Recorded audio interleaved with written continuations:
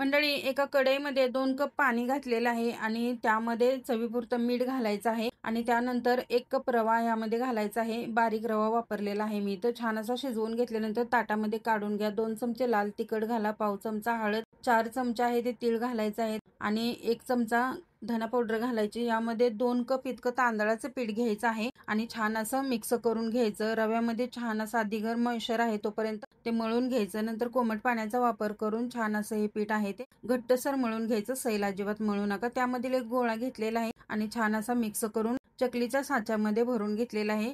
त्यानंतर चकली आहे ते ताटामध्ये पाडून घ्यायची आहे. व्यवस्थित बघा, गोल गरगरीत अशी ही चकली बनली जाते. अजिबात कुठेही तुटत नाहीये आणि चवीला सुद्धा खूप छान लागते. तर सर्व चकल्या आहेत ते मी बनवून घेतलेल्या आहेत, म्हणजे ताटामध्ये जेवढ्या बसतील तेवढ्या. तेल आहे ते मिडियम गरम असायला हवं. गॅस सुद्धा मिडियमच ठेवायचा आहे, जास्त हाय ठेवायचा नाही. जर समजा तुम्ही हाय फ्लेमवर तळून घेतलं तर वरतून चकली आहे ती कलर एकदम डार्क येणार, परंतु आतून तशी चकली कच्ची राहते. तर पाहू शकताय तुम्ही, छान अशी चकली आपली फ्राय झालेली आहे. ती ही चकली आहे ती कुडकुडीत अशी होते, त्यामुळं खूप छान अशी चवीला लागते. नक्की तुम्ही ट्राय करा आणि कमेंट करून सांगायला विसरू नका. धन्यवाद.